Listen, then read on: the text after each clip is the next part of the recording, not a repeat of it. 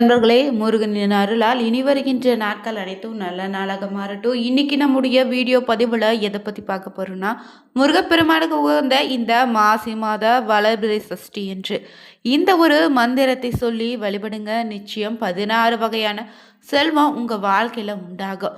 மேலும் இந்த நாளில் எந்த முறையில் விரதம் இருந்து வழிபட்டா முருகனின் அருளால் உங்கள் நீண்ட நாள் கனவு நிறைவேறும். அப்படிப்பட்ட ஒரு வழிபாட்டு முறையை இந்த பதிவில் நாம் தெரிஞ்சுக்கலாங்க. மேலும் நீங்கள் புதியவராக இருந்தீங்கன்னா மறக்காமல் இந்த சேனலை சப்ஸ்கிரைப் பண்ணிவிட்டு கூடவே இருக்க பெல் பட்டனை கிளிக் பண்ணிக்கோங்க. தனிப்பட்ட முறையில் உங்கள் ஜாதக ரீதியாக இருக்கக்கூடிய பிரச்சனைக்கு சரியான ஒரு பரிகாரத்தை பெற்றுக்கொள்ள வீடியோவில் பார்த்தீங்கன்னா டிஸ்கிரிப்ஷனில் ஃபோன் நம்பர் கொடுத்துருக்கோம். அந்த நம்பருக்கு நீங்கள் கால் பண்ணி தெரிஞ்சுக்கலாங்க. வாங்க நண்பர்களே, வீடியோக்குள்ளே போகலாம். மாசி மாதம் ரொம்பவே சிறப்பான மாதங்க. இந்த மாசி மாதத்தில் அமைந்த வளர்பிறை என்று முருகப்பெருமானுக்கு விரதம் இருந்தால் ஏற்படக்கூடிய பலன்கள் அதிகம்னே சொல்லலாம். கலியுகத்தில் தெய்வமாக இருக்கக்கூடிய முருகப்பெருமான் பார்த்தீங்கன்னா வழிபடாத நபர்கள் இல்லைன்னே சொல்லலாம். முருகனை வழிபட தொடங்கினாலே முருகனுடைய அருளால் வாழ்க்கையில் நிச்சயம் நல்ல மாற்றம் உண்டு. முருகப்பெருமானுடைய அருளை பெறுவதற்கு முக்கியமான ஒரு வழிபாடுனா சஷ்டி கிருத்திகை வழிபாடுங்க. இந்த மாசி மாதத்தில் வரக்கூடிய வளர்பிறை சஷ்டி பார்த்தீங்கன்னா கிருத்திகை நட்சத்திரத்தோடு சேர்ந்து வந்திருக்கு. இதனால் கூடுதல் பலன் நிச்சயம் உங்களுக்கு காத்திருக்கு. மேலும் இந்த நாளை எந்த முறையில் வழிபடலான்னு தெரிஞ்சுக்கோங்க. இந்த சஷ்டி என்று பார்த்தீங்கன்னா விரதம் இருந்து வழிபட்டா சிறப்பான பலன் உண்டுங்க. இந்த மாசி வாதத்தில் வளர்பிறை சஷ்டியில் கிருத்திகை நட்சத்திரம் அடுத்த நாளோடு அமைந்திருக்கு. இந்த நாளை தவற விடாமல் சஷ்டி திதியில் விரதம் இருந்து அடுத்த நாளும் விரதம் இருந்து வழிபட்டா பார்த்தீங்கன்னா சிறப்பான பலன் காத்திருக்கு.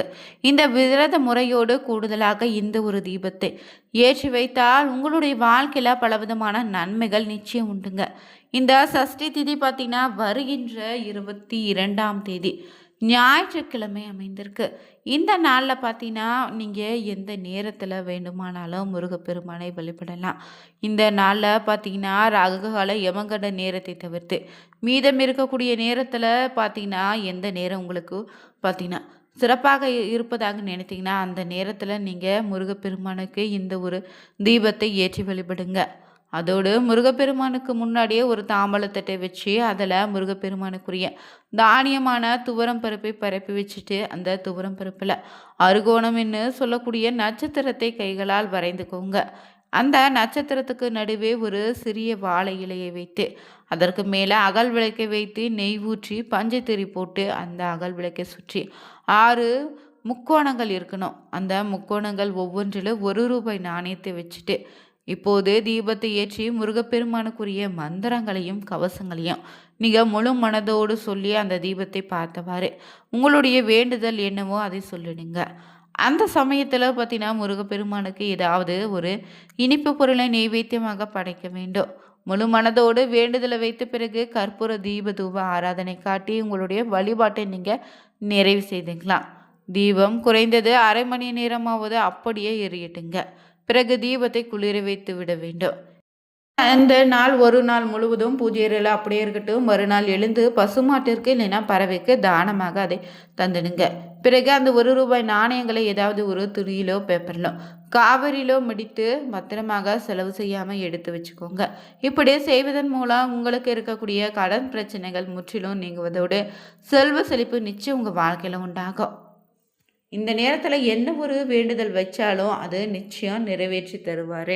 மேலும் இந்த நாளை பார்த்தீங்கன்னா வீட்டில் இந்த ஒரு எளிமையான பரிகாரத்தை செய்தாலே வீட்டில் இருக்கக்கூடிய கஷ்ட நிலை மாறி செல்வம் பெருகுங்க.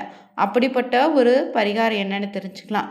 பக்தர்களுடைய மனதார நினைத்தாலே ஓடி வந்து அருள் பாலிக்கக்கூடிய தெய்வமாக இந்த முருகப்பெருமான் இருக்காரு.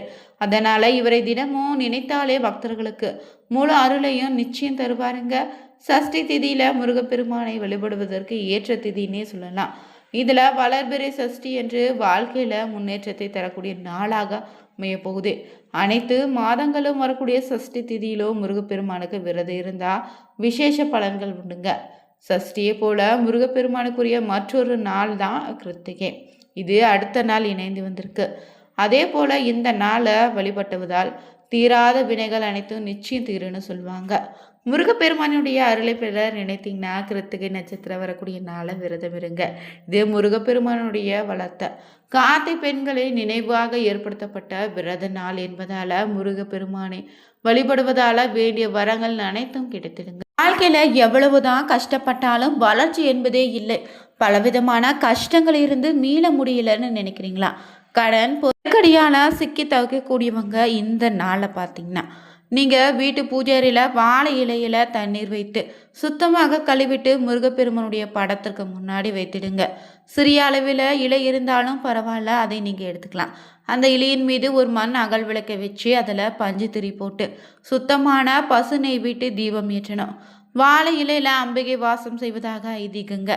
அதே போல் நெய்யில் மகாலட்சுமியும் தீப சுடரில் சிவபெருமானும் வாசம் செய்வதாக சொல்லப்படுது. அதனால் இந்த 5 பொருட்கள் அனைத்தும் சேர்த்து முருகப்பெருமானுக்காக விளக்கேற்றும் போது அனைத்து தெய்வங்களுடைய அருளும் உண்டு. முருகப்பெருமானுக்கு விருப்பமான மலை சூட்டி ஏதாவது ஒரு நெய்வேத்தியம் படைத்து மனதார உங்களுடைய கோரிக்கையை சொல்லி முருகப்பெருமானிடம் வேண்டிக் கொண்டா நிச்சயம் நடந்துடுங்க. மேலும் எந்த நேரத்தில் இந்த தீபம் ஏற்றலான்னு பார்த்தீங்கன்னா, பகலில் இந்த வழிபாட்டினை செய்ய முடியாதவங்க மாலை 6 மணிக்கு பிறகு கூட செய்யலாம். இந்த நேரத்தில் சஷ்டி திதி இல்லையேன்னு நினைக்காதீங்க. கிருத்திகை நட்சத்திரம் அடுத்த நாளில் பார்த்தீங்கன்னா அவங்க கூட வழிபடலாங்க. வீட்டில் இருக்கக்கூடிய மற்ற விளக்குகள் எவ்வளவு நேரம் எரியுதோ அவ்வளவு நேரம் இந்த விளக்கு எரிந்தாலே போதுங்க. ஒரு விளக்கு ஏற்ற முடிந்தவங்க ஏற்றலாம். இல்லைன்னா 6 வாழை இலை வைத்து நீங்கள் பார்த்தீங்கன்னா 6 அகல் விளக்குகள் ஏற்றி வைத்து கூட வழிபடலாங்க. மேலும் இந்த நாளில் பார்த்தீங்கன்னா காலை விளக்கை எடுத்து தனியாக எடுத்து வச்சுட்டு அந்த இலையை கால்படாத இடத்துல போட்டுடுங்க. இப்படி செய்தாலே வாழ்க்கையில் இருக்கக்கூடிய கஷ்ட நிலை நிச்சயம் மாறுங்க. முருகப்பெருமான் பார்த்தீங்கன்னா பக்தர்களை அரவணைப்பதில் ஜன நாயகம் கொண்டவருங்க. அவருடைய கந்த சஷ்டி கவசத்தை விடாமல் யார் ஒருவர் தொடர்ச்சியாக 48 நாட்கள் பாராயணம் செய்து வரீங்களோ உங்களுக்கு கிடைக்கக்கூடிய பலன்கள் பார்த்தீங்கன்னா அதிகன்னே சொல்லலாம். உங்களுடைய பாவங்கள் நிச்சயம் தீருங்க. தீராமல் இழுபறியாக இருக்கக்கூடிய வினைகள் முடிந்து எல்லாமே சௌபாக்கியமாக மாறும். மேலும் இந்த நாளில் பார்த்தீங்கன்னா முன்னோர்கள் பார்த்தீங்கன்னா நம்ம வீட்டில் இருக்கக்கூடிய பெரியவங்களும் வேல் உண்டு வினை இல்லை மயில் உண்டு யாம் இல்லைன்னு சொல்லி அதை நம்பி வழிபட வந்திருக்காங்க. அப்படிப்பட்ட வெற்றி வார்த்தைகள் பார்த்தீங்கன்னா இதில் இல்லை, இதனுள்ள பல அர்த்தங்களும் இருக்குங்க. அனுபவத்தவங்க நிச்சயம் உங்களுக்கு தெரிஞ்சிருக்கும். பக்தர்கள் கேட்கக்கூடிய வரங்களை வாரி கொடுக்கக்கூடிய கருணையாக இருக்கக்கூடிய ஒரே தெய்வம் தான் இந்த முருகப்பெருமான். வேலை நம்பிக்கையோடு தொழுபவங்களுக்கு செய்த வினைகளை போக்கு இறைவனாக இருக்கக்கூடியவர் தாங்க இந்த முருகப்பெருமான். இவரை இந்த கந்த சஷ்டி கவசம் பாராயணம் செய்து எல்லோருக்கும் அருள் பாலிக்கக்கூடிய தெய்வம்னே சொல்லலாம். முருகனுக்காக இந்த மாசி மாத வளர்பிறை சஷ்டி என்று விரதம் இருந்து வழிபட்டா பல நன்மைகள் நிச்சயம் உங்களுக்கு காத்திருக்குங்க. புத்திர பாக்கியம் கிடைக்கும். மேலும் இந்த நாளில் என்ன வேண்டி விரதம் இருக்கீங்கோ அது நிச்சயம் விரைவில் கைகூடி வருங்க. சஷ்டி என்று விரதம் இருந்தாலே திருமண தடை நீங்கிடும், வேலை கிடைத்திடுங்க, கடன் தொல்லை தீரும், வறுமை நிலை மாறுங்க. வாழ்க்கையில் பல்வேறு பிரச்சனைகளை நீக்க இந்த சஷ்டி விரதம் நிச்சயமே உங்களுக்கு பெருந்துணையாக மாறும். மேலும் ஒவ்வொரு மாதமும் வரக்கூடிய வளர்பிறை தேய்பிறைன்னு 2 முறை பார்த்திங்கன்னா இந்த சஷ்டி திதி அமையும். அப்படி அமையக்கூடிய நாளில் முருகனை வழிபட்டாலே எண்ணற்ற பலன்கள் உங்களை தேடி வருங்க. இந்த சஷ்டி திதி வரும்போது காலை மாலை 2 நேரத்திலும் நீங்கள் பார்த்தீங்கன்னா வீட்டில் இருக்கக்கூடிய முருகப்படத்திற்கு முன்னாடி உட்கார்ந்து கொண்டு முருகனை மட்டும் மனதில் நினைத்து கந்த குரு கவசம் திருப்புகழ் பதிகன்னு கந்த சஷ்டி கவசம் முழுவதும் ஏதாவது ஒன்றை நீங்கள் பாராயணம் செய்திடுங்க. குறிப்பாக இந்த நேரத்தில் உங்கள் மனதில் என்ன வேண்டுதல் இருக்குதோ அதற்கேற்ற திருப்புகழ் பதிகத்தை முருகனுடைய நோக்கி பாராயணம் செய்து வழிபட்டால் சிறப்பான பலன் உண்டு. அப்படி செய்தாலே உங்கள் வேண்டுதல் கண்டிப்பாக நிறைவேறுங்க. மேலும் இந்த நாளில் முருகப்பெருமானை வழிபடும் போது முருகனுக்கு ரொம்ப பிடித்த செவ்வரளி பூக்களையும் சர்க்கரை பொங்கலையும் எலுமிச்சை சோறு ஆகியவற்றை படைத்து வழிபடலாம். அதே செய்ய இல்லாவிட்டாலும் பரவாயில்ல, வெறும் பால் பழம் 2 வெற்றலை பார்க்க வைத்து கூட முருகனை மனதார வழிபட்ட நிச்சயம் உங்களுடைய வேண்டுதலை நிறைவேற்றி தருவாங்க. மற்ற மாதங்களை விட இந்த மாசி மாதத்தில் வரக்கூடிய வளர்பிறை சஷ்டி பார்த்திங்கன்னா ரொம்பவே சிறப்பான பலனை உங்களுக்கு தருங்க. ஏன்னா இந்த நாளில் பார்த்தீங்கன்னா விரதம் இருந்தீங்கன்னா வேண்டுதலில் கூடுதல் பலன் பெறும்னு சொல்லுவாங்க. உங்களுக்கு எதிரான பகை இனி நீங்கும், எதிர்ப்புகள் கூட குறைய தொடங்குங்க.